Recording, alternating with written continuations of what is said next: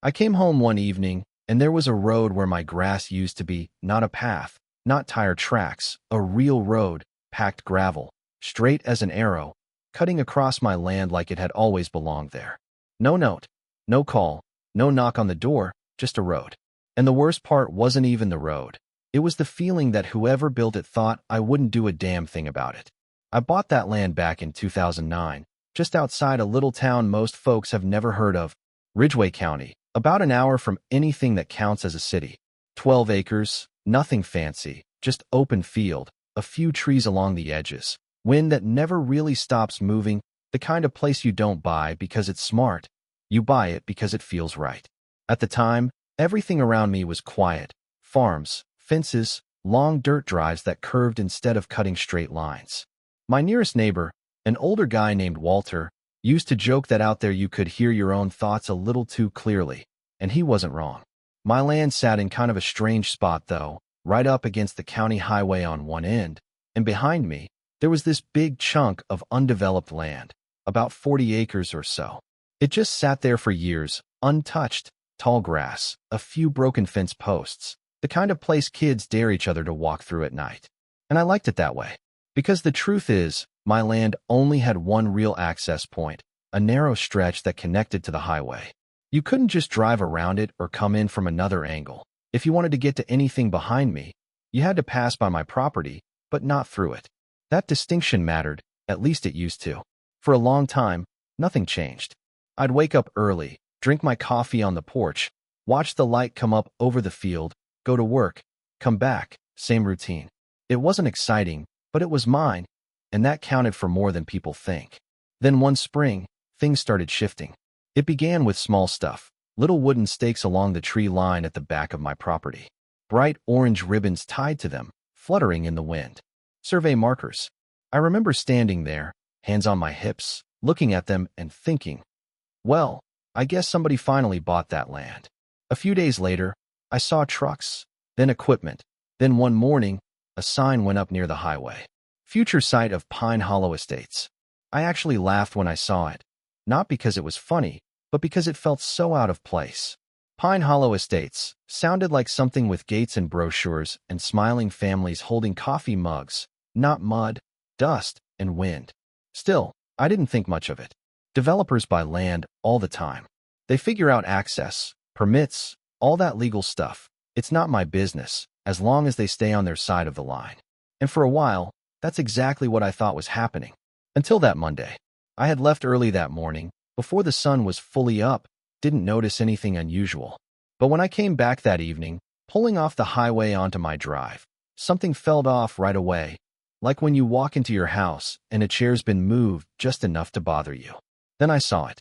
A strip of pale gray cutting across the edge of my field, wide, clean, deliberate. I slowed the truck, rolled forward a few feet, and just stared at it for a second, trying to make sense of what I was looking at. Then I got out.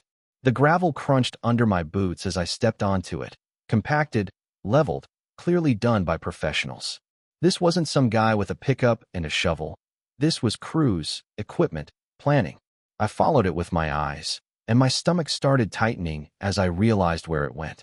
Straight from the highway, across my land, all the way back to that 40-acre parcel. They hadn't just touched my property, they had built right through it. I walked the length of it, slow at first, then faster, counting steps without meaning to, noticing the width, about 18 feet, maybe more. Enough for trucks. Heavy ones. There were fresh tire marks already, deep, wide, meaning I hadn't even caught it at the beginning. That's when the anger hit.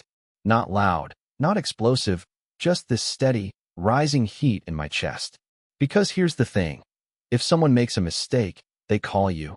They knock, they explain. They don't just show up and build a road like you're not even part of the equation. I stood there for a long moment, hands on my hips, looking down that strip of gravel like it was daring me to do something about it. Then I turned around, walked back to my truck, and grabbed the number off that Pine Hollow sign. It rang twice before someone picked up. Pine Hollow Development, this is Ethan. His voice was calm, almost cheerful, like he was used to talking to people who were already on his side. Yeah, I said, trying to keep my voice level. This is Daniel Brooks. You've got a road running through my property. There was a pause, Not long. Just enough to tell me he wasn't surprised. "Oh, right," he said, like he was remembering something minor. "That access strip. It's temporary. Just for construction equipment."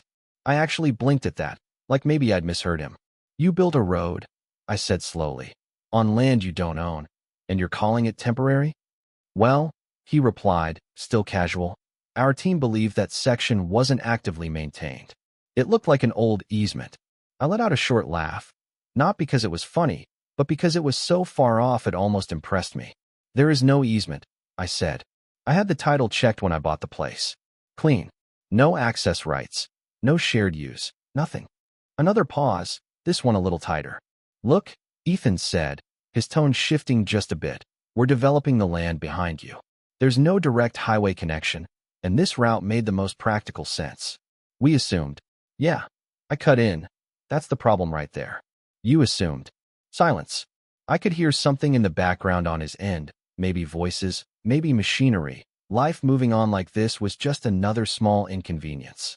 But for me, standing there on my own land, it didn't feel small at all. "It's not your land," I said, quieter now, but sharper. "You don't get to assume anything about it." He sighed, not frustrated, more like he was preparing to explain something to someone he thought didn't quite get it. "We're improving the area," he said. "Once the subdivision is complete, property values go up, infrastructure improves. This benefits everyone."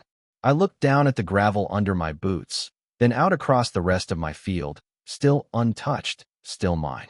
"Everyone except the person who owns this dirt," I said.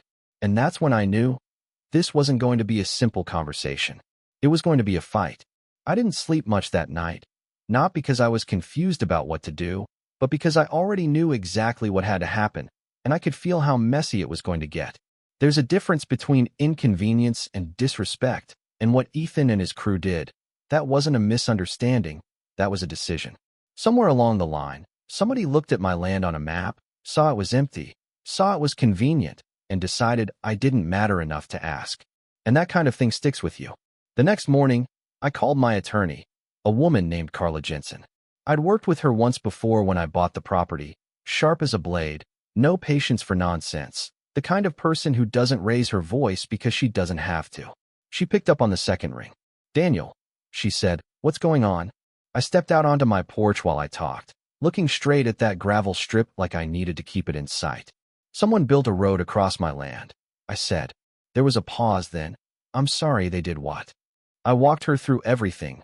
The stakes, the sign, the road, the phone call. She didn't interrupt much, just asked a few questions here and there, dates, distances, whether I had any documentation handy.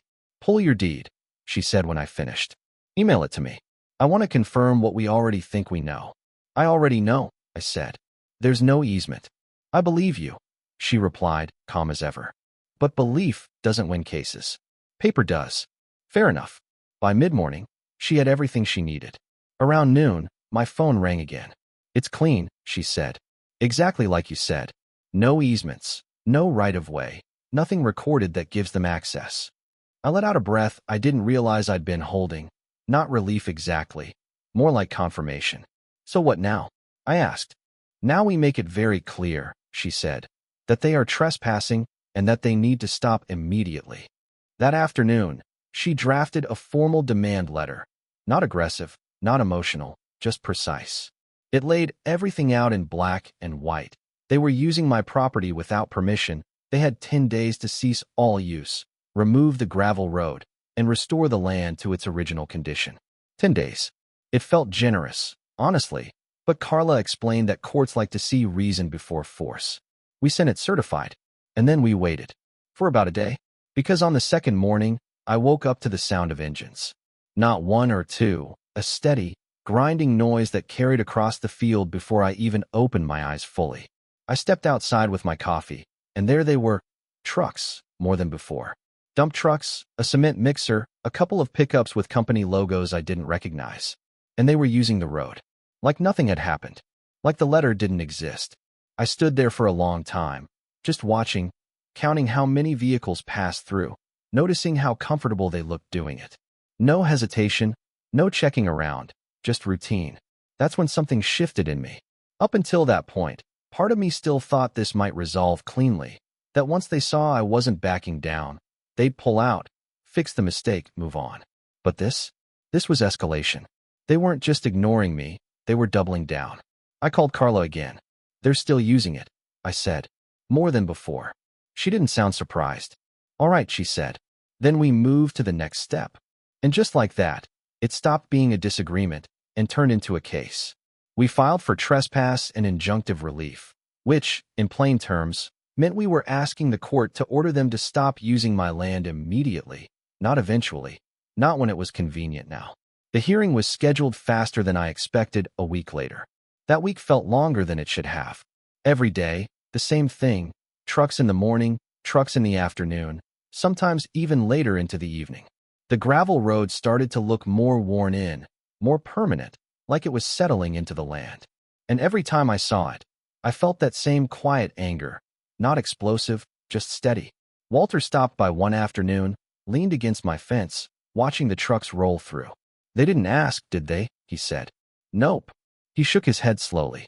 People like that, he muttered, they don't think they have to. That stuck with me. The day of the hearing, the courtroom was smaller than I expected, plain, almost dull. No dramatic lighting, no big speeches, just a judge, a few rows of seats, and a process that moved whether you felt ready or not. Ethan was there, sitting at the other table with his attorney, a guy in a gray suit who looked like he'd done this 100 times. Ethan glanced at me once, gave a small nod, like we were just two people caught in an unfortunate situation. I didn't nod back. When it started, Carla did most of the talking. She laid it out clean.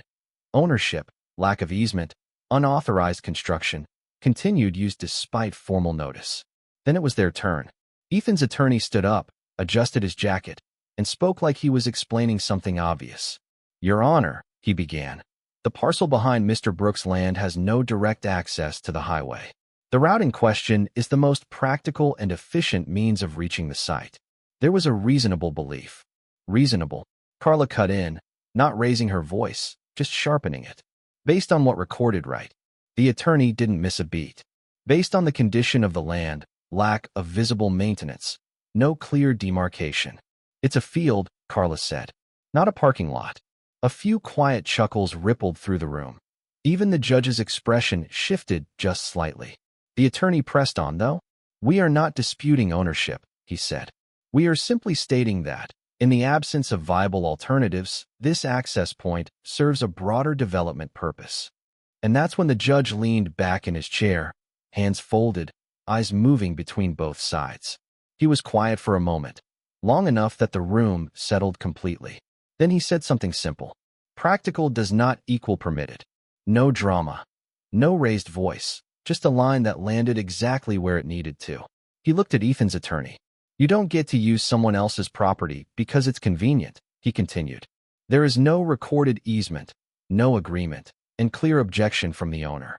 Then he turned slightly toward Carla. Motion for injunctive relief is granted. Just like that. It was almost anticlimactic. No gavel slam. No big reaction. Just a decision that cut straight through everything. But the part that mattered came next. Effective immediately, the judge said, the defendants are prohibited from any further use of the plaintiff's property for access. The constructed roadway is to be removed within 14 days, and the land restored to its prior condition. 14 days. That was it. We walked out of that courtroom, and for the first time since this started, I felt something close to relief. Not victory exactly, but balance. Like the ground had shifted back under my feet. Carla glanced at me as we reached the parking lot. They'll push, she said. People like this always do. But now they're pushing against a wall. I nodded. Let them, I said. And I meant it. Because at that point, I thought the hard part was over. I thought a court order would be enough. I hadn't realized yet that some people don't stop just because they're told to. 14 days sounds like a long time, until you're the one counting them. At first, I expected things to slow down immediately. I figured once the order came through, they'd start pulling equipment back, maybe bring in a crew to start removing the gravel, at the very least, stop using the road. That didn't happen. Day 1 trucks. Day 3 more trucks. Day 7, same routine, like nothing had changed. If anything, they got quieter about it, less obvious. Earlier in the morning, later in the evening, like they were hoping if they kept it low enough, it wouldn't count. But it counted, every single time. I kept track without even trying. The sound of tires on gravel, the rumble of engines, the way dust would hang in the air after they passed through. It all stuck with me. By day 10, that steady frustration I'd been holding on to started to sharpen into something else, something more focused. Because here's the truth, a court order only works if people respect it. And Ethan? He didn't seem like the kind of guy who stopped just because someone told him to. So I called Carla again. They're still using it, I said.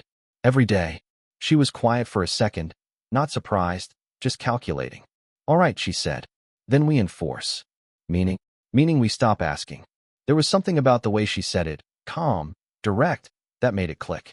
Up until that moment, everything I'd done had been reactive, responding to what they were doing, trying to correct it through the system.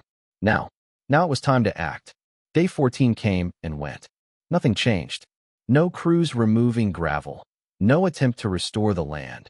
Just the same tire tracks cutting deeper into something that was supposed to be mine. On day 15, Carla filed for enforcement. And that same afternoon, I drove into town and bought a gate. Not one of those lightweight farm gates you can lift off the hinges if you really wanna. I'm talking about solid steel, heavy enough that 2 guys struggled to get it off the trailer. I picked up concrete mix, posts, hardware, everything I'd need. Walter saw me unloading it when I got back. He leaned on his cane, squinting at the setup. Well, he said slowly, that doesn't look friendly. It's not supposed to be, I replied. He nodded once, like he understood exactly what that meant. We set the posts deep, deeper than they needed to be, honestly. Mixed the concrete right there, let it settle solid. By the time we hung the gate, the sun was already dropping low, casting long shadows across the field. I stepped back and looked at it for a moment, that clean line of steel cutting across the gravel road. Then I added the lock. Industrial grade, thick, unforgiving. And just behind the gate, still on my side of the property line, I dug a shallow trench across the width of the road.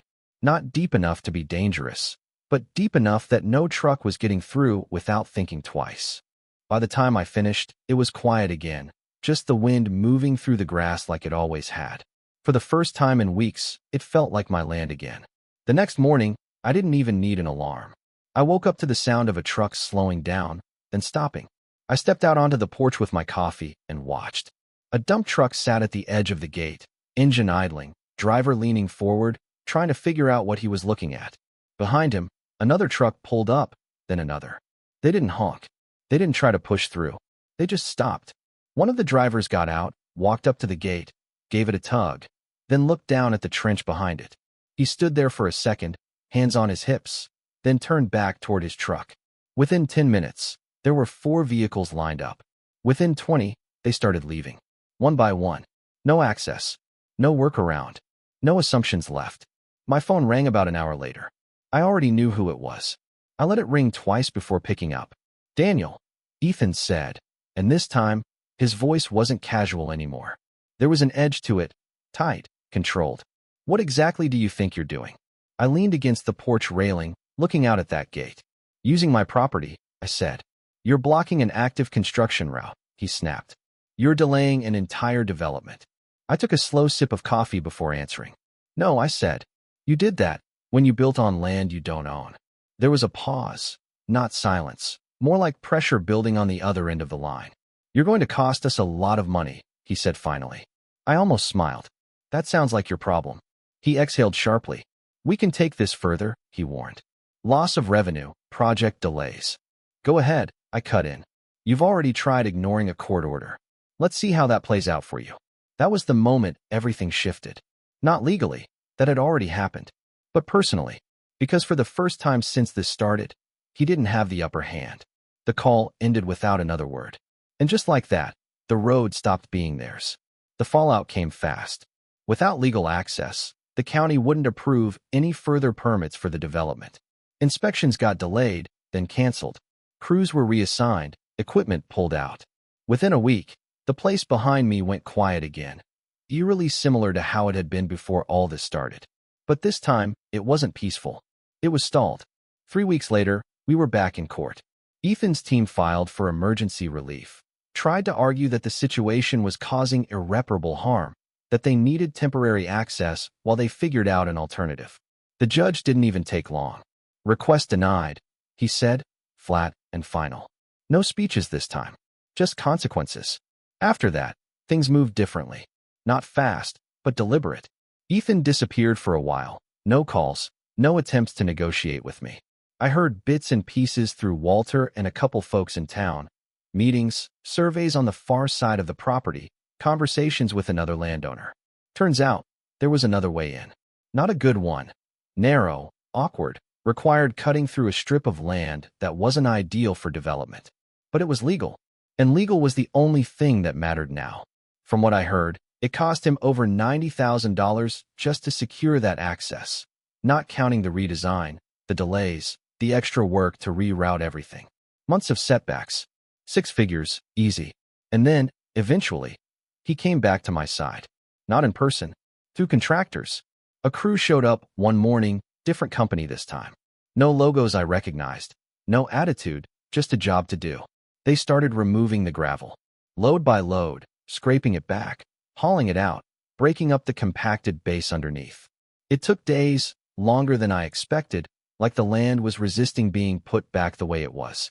I watched some of it from the porch, not all of it, just enough.